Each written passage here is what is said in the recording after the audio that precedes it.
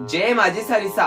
मैं रजत सेन, माजिसा का फैन, माजिसा के चमत्कार यूट्यूब चैनल में आप सभी का हार्दिक स्वागत करता हूं और सभी भक्तगण को नतमस्तक होकर कोटि कोटि बारंबार प्रणाम करता हूं। घड़ी खम्मा। आज मैं आप सभी को माता रानी भटियाणी की ऐतिहासिक कथा सुनाने जा रहा हूं। इस कथा को सुनाने में मुझसे कोई त्रुटि हो जाए तो मुझे माफ कीजिएगा। जय माजिसा रिसा। बात कई वर्षों पुरानी है। जैसलमेर में एक छोटा सा गांव आज भी है, जोगीदा। जोगीदा की नींव की ईंट जोगराज सिंह जी भाटी ने रखी थी, इसीलिए इस गांव का नाम पड़ा जोगीदास। जोगीदास में वर्तमान समय में माता रानी भटियाणी स्वरूप बाईसा का भव्य मंदिर है। तो चलिए चलते हैं माजिसा की कथा की तरफ। जोगराज सिंह जी भाटी और उनकी पत्नी पद्मा दे निसंतान थे। बिना संतान के कारण वे बहुत ही दुखी थे और उस समय जोगीदास में अकाल भी पड़ा हुआ था। राजा और प्रजा दोनों ही दुखी थे।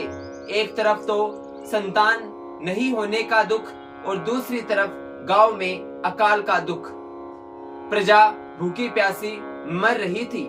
जोगराज सिंह जी भाटी अपने कुलगुरु के समक्ष जाते हैं और अपनी समस्या अपने कुलगुरु को बताते हैं।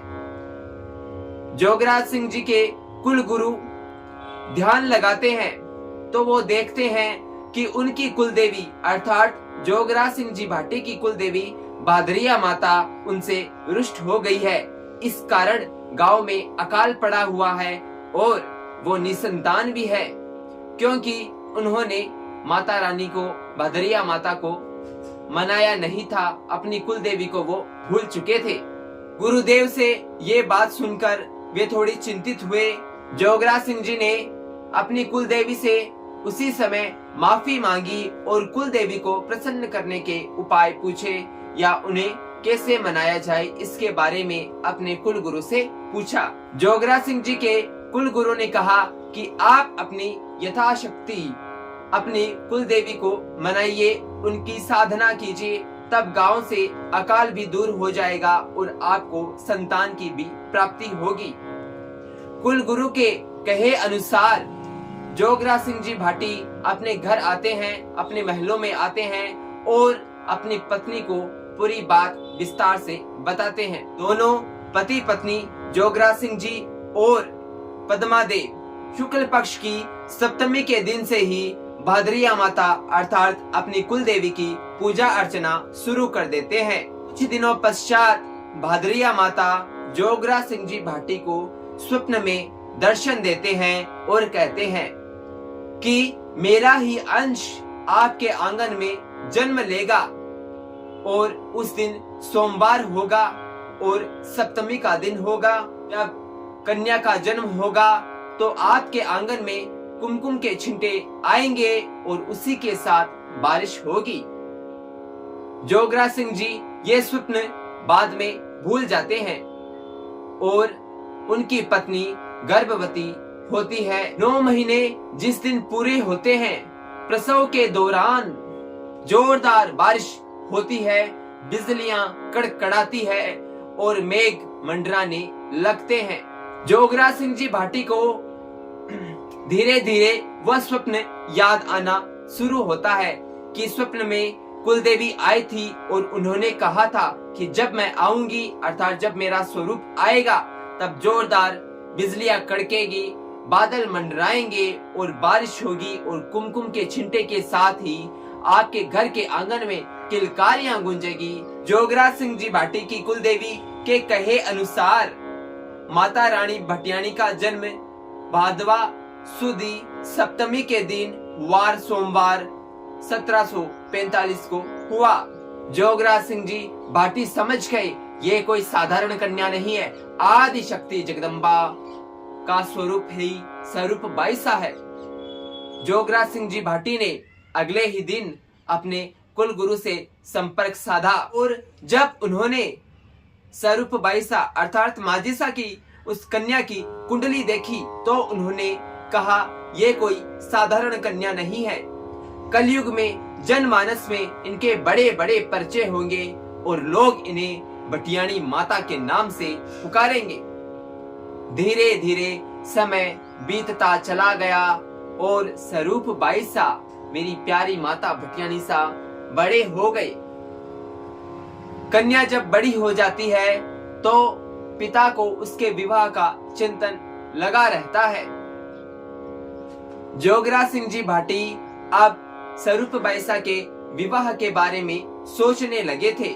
दूसरी तरफ राजस्थान के बाड़मेर में एक गांव था जसोल, और वर्तमान में वहां पर भी माता रानी भटियाणी का भव्य मंदिर स्थापित है। जसोलगढ़ के राजा थे कल्याण सिंह जी राठौड़। कल्याण सिंह जी राठौड़ का पहला विवाह फूल कंवर देवड़ी सा से हुआ था, लेकिन कल्याण सिंह जी राठौड़ भी निसंतान थे। वे भी दिन रात इसी चिंता में डूबे रहते थे कि मेरा उत्तराधिकारी कौन होगा। देवड़ी सा और कल्याण सिंह जी इस बात को लेकर गंभीर थे कि अब क्या किया जाए। सभी ने मिलकर कल्याण सिंह जी को समझाया कि आप दूसरा विवाह कीजिए। बहुत समझाने के बाद कल्याण सिंह जी ने विवाह के लिए हाँ की। जसोलगढ़ के पंडितों ने कल्याण सिंह जी को बताया कि जैसलमेर में जोगिता में जोगरा सिंह जी भाटी के यहाँ विवाह योग्य एक कन्या है, आप कहें तो उनसे बात चलाए। कल्याण सिंह जी ने हाँ कर दी। माता रानी भटियाणी का विवाह शुक्रवार विक्रम संवत 1770 को कल्याण सिंह जी से हो गया। जसोलगढ़ में खुशियों का माहौल छा गया। 2 साल बाद माता रानी भटियाणी एक बालक को जन्म देते हैं, जिनका नाम लाल सिंह जी रखा जाता है। पूरे जसोलगढ़ में बहुत ही खुशियां छा गई। कल्याण सिंह जी अपना उत्तराधिकारी पाकर बहुत खुश थे, पर अब जसोलगढ़ में ग्रहण लगना था। देवड़ी सा की एक दासी थी दापू। दापू अब देवड़ी सा को भड़काने लगी थी कि स्वरूप बाईसा ने बालक को जन्म दे दिया है और अब आपकी दुर्दशा होगी।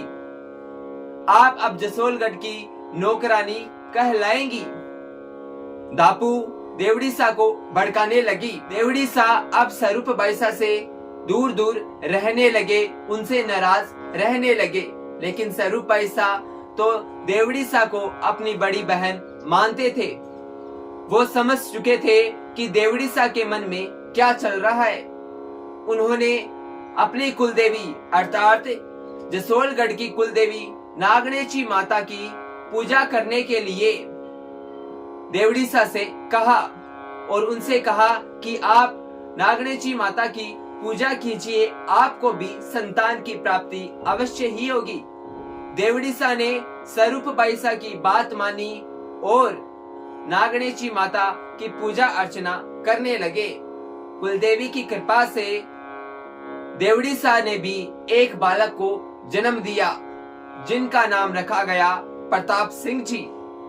सोलगढ़ की मंथरा दापू फिर भी नहीं मानी। वह देवड़ी सा को अब इस बात के लिए भड़काने लगी, लाल सिंह जी तो बड़े हैं और आपका पुत्र प्रताप सिंह छोटा है, इसलिए जो बड़ा वही उत्तराधिकारी बनेगा। वह देवड़ी सा को हर रोज भड़काने लगी। देवड़ी सा भी चिंतित हो गए। देवड़ी सा भी चिंतित हो गए और अपनी दासी दापू से इस समस्या का हल पूछने लगे। दापू इतनी निर्दयी थी कि उन्होंने देवड़ी सा से कहा कि आप कुंवर लाल सिंह को अपने मार्ग से हटा दें और स्वरूप बाईसा को मार्ग से हटा दें, तो आपका पुत्र उत्तराधिकारी बनेगा और आप महारानी बनेगी। देवड़ी सा के मन में ये बात बैठ गई और वो लाल कुंवर सिंह को अपने मार्ग से हटाने के बारे में सोचने लगी। भाद्र पक्ष विक्रम संवत 1775 कजली तीज के दिन माता रानी भटियाणी अपनी सहेलियों के साथ झूला झूलने के लिए जाते हैं। तो वह देवड़ीसा से कहते हैं कि आप भी झूला झूलने चलिए, लेकिन देवड़ीसा सर दर्द होने का बहाना बना लेते हैं। वो कहते हैं मेरे सर में बहुत तेज दर्द है, इसलिए मैं नहीं जाऊंगी। आप लाल सिंह जी को मुझे दे दीजिए, मैं इसे अपने पास खिला लूंगी। स्वरूप बाईसा ने कहा ठीक है। स्वरूप बाईसा झूला झूलने चले गए। पीछे से दासी मंथरा धापू और देवड़ीसा दोनों मिलकर लाल सिंह जी को दूध में जहर मिलाकर पिला देते हैं। जहर का असर इतना जल्दी होता है कि लाल सिंह जी तड़प तड़प कर अपने प्राण त्याग देते हैं। उधर झूला झूलते हुए माता रानी भटियाणी को सब कुछ दिखाई दे पड़ता है। उनका मन अपने आप व्याकुल हो उठता है और झूला झूलते हुए ही वो वहां से दौड़ पड़ते हैं अपनी महलों की तरफ।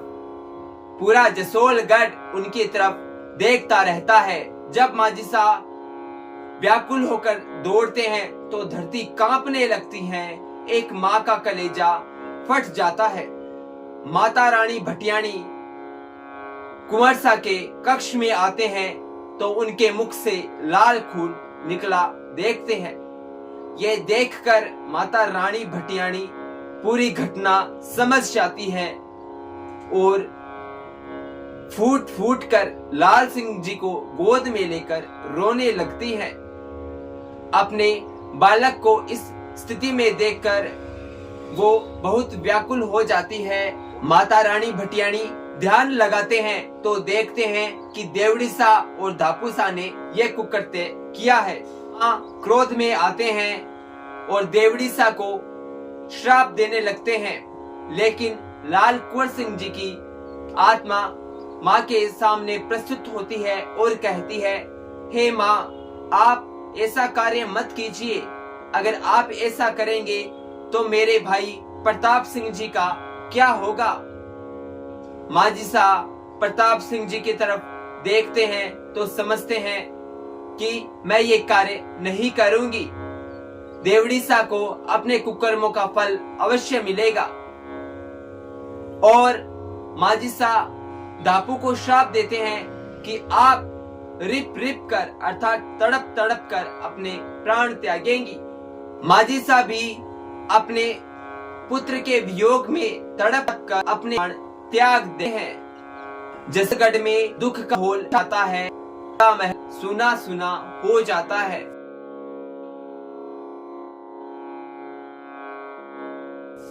ये बात जब कल्याण सिंह जी को पता चलती है तो उन पे तो दुखों का पहाड़ टूट पड़ता है। उधर जोगीदास में जोगराज सिंह जी भाटी और उनकी पत्नी पद्मादे को पहले ही बुरा स्वप्न आ चुका था कि मेरी पुत्री के साथ कुछ ना कुछ घटना हुई है। इसीलिए वो जोगीदास के दमामी को जसोलगढ़ भेजते हैं। जब दमामी जसोलगढ़ पहुंचता है और वहां का माहौल देखकर वो थोड़ा दुखी होता है और वहां पर पूछता है कि मेरी स्वरूप बाईसा कहाँ पे है, मुझे उनसे भेंट करनी है। तब वहां पे उन्हें कहा जाता है कि आपकी स्वरूप बाईसा तो शमशान में है, अगर आपको मिलना है तो शमशान जाइए। ढोलीसा के हृदय में जैसे किसी ने तीर मार दिया हो, इतना दर्द उनको होता है और वो रोते बिलखते शमशानों की तरफ दौड़ पड़ते हैं और माजिसा की चिता के समक्ष बिलख बिलख कर रोते हैं। हे बाईसा, ये क्या हो गया? मैं गांव जाकर अपने ठाकुर सा को क्या जवाब दूंगा? आप कहां पे चली गई? ढोलीसा बिलख बिलख कर रोते हैं और छावली गाना शुरू करते हैं। ढोलीसा के इस तरह पुकारने पर माता रानी भटियाणी शमशानों में ही प्रकट हो जाती है और एक प्रचंड ज्वाला उठती है। माजिसा को अपने समक्ष देखकर ढोलीसा बहुत ही प्रसन्न होते हैं। माजिसा अब एक साधारण स्त्री नहीं थी, वे एक दिव्य शक्ति थी, देवी का अवतार थी। जब माजिसा अवतार लेते हैं तो उनके हाथों में मोतियों से भरा थाल होता है और देवी के रूप में वो होते हैं। ढोलीसा स्वरूप बाईसा से कहते हैं कि ये क्या अनर्थ हो गया। तब माजिसा ढोलीसा को पूरी बात विस्तार से बताते हैं और उनसे कहते हैं, आप जोगी दास चाहिए और मेरे माता पिता से कहना आप दुखी ना हो, आपकी पुत्री सदैव आपके साथ है और अब मैं साधारण स्त्री नहीं हूँ, अब मैं देवी हूँ। माजिसा ने ढोलीसा को सीख में मोतियों से भरा हुआ थाल दिया, इसीलिए माजिसा को मोतियों वाली माता भी कहा जाता है और कुछ आभूषण भी दिए और फिर अंतर ध्यान हो गए।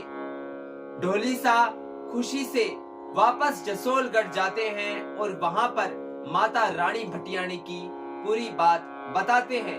कोई भी उन पर विश्वास नहीं करता है। कल्याण सिंह जी अपने मंत्रियों सहित ढोलीसा के कहने पर शमशान पहुंचते हैं। शमशान जब वो पहुंचते हैं तो जगमग जगमग दीप प्रज्वलित हो जाते हैं। ये चमत्कार देखकर कल्याण सिंह जी आश्चर्यचकित हो जाते हैं। तब वे एक छोटी सी लकड़ी उठाते हैं और माजिसा की चिता के समक्ष रख देते हैं और कहते हैं, अगर आप सच में देवी है तो इस सूखी तिनकली को हरी भरी खेजड़ी बना दीजिए, तो मैं मान लूंगा कि मेरी पत्नी अब देवी का अवतार है। ठीक वैसा ही हुआ। माता रानी भटियाणी की कृपा से वो सूखी लकड़ी हरा खेजड़ी का वृक्ष बन गया। ये चमत्कार देखकर जनमानस में माजिसा के जयकार होने लगे। तब कल्याण सिंह जी ने माता रानी भटियाणी का उसी स्थान पर भव्य मंदिर बनवाया और आज वर्तमान समय में माता रानी भटियाणी का भव्य मंदिर जसोल में स्थापित है और वहां पर माता के परिचय अनगिनत हैं। उधर देवड़ीसा भी अपने कुकर्त्यों पर बहुत दुखी हुई, लेकिन उन्हें अपने कर्म तो भुगतने पड़े थे। वो बहुत ही ज्यादा बीमार हो गई और चारपाई में गिर गई। अब वो स्वस्थ नहीं हो पा रही थी। उन्होंने माता रानी भटियाणी से अपने कुकर्त्यों के लिए माफी मांगी और तेरस का व्रत किया। तेरस के व्रत के प्रभाव से वो ठीक हो गई।